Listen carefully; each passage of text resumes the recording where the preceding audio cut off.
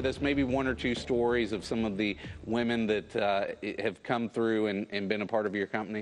Sure. Most of these women have also been incarcerated, whether it's in local jail or in prison. So once they get out on their own and they have to find a job, you know, there's that box that you have to check on that employment application asking, have you ever committed a felony?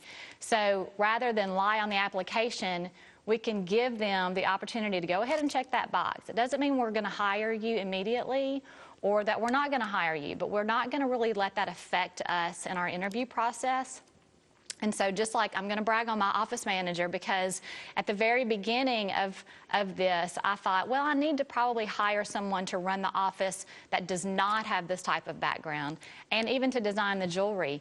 And God kicked me once again and said, nope, if we're going to do this, we're going to do it all the way. And through a lot of different processes, right now, my office manager, she is running the entire operation, and she has this background of almost everything that I listed. But because these women, they're women, just like everyone else that's a woman. And we have so many of the same skills, the same struggles, the same challenges, the same talents. They just have to find theirs. But because they were set back, they're set kind of behind the line, behind the bar, and they have to work a little bit harder to get there.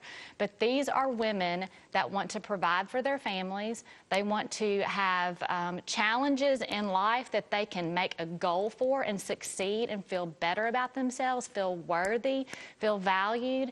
And because they've done that at Laminin, they are the ones that are making this company a success. So even though they have that past, we all have a past, but they have a past that's on paper that people can look at and see. And we're not letting that stop them, because they also have those skills and those talents and just those wonderful characteristics that we all have that they've just got to dig a little bit deeper for and be exposed. And all of those can be exposed now through Laminin. And I'm just so proud of every single one of them.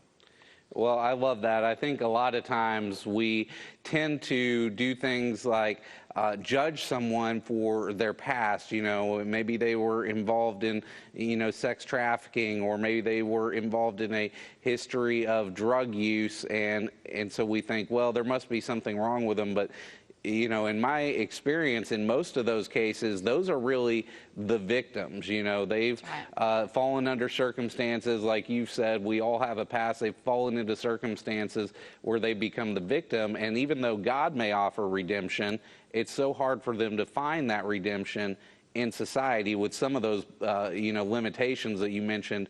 A lot of business owners and things put on them. So share with us some of the success stories you've seen by being able to offer these women a second chance. Well, just like you said, even though they have been redeemed by Jesus, the people around them in their lives, they may not have been yet. And so they go home, or they go to home on the weekends to their extended family, and they're faced with the same challenges that they were before they came to Laminin. And so during the day, during the week, Laminin provides for them a safe place.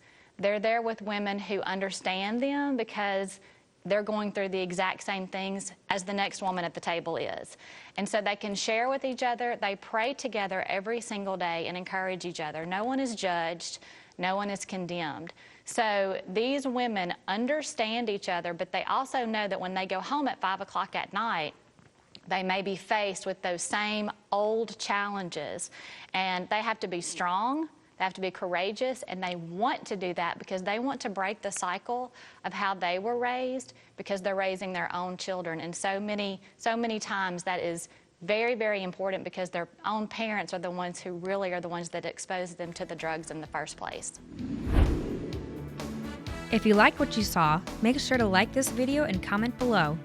Hit that subscribe button for more content uploaded weekly.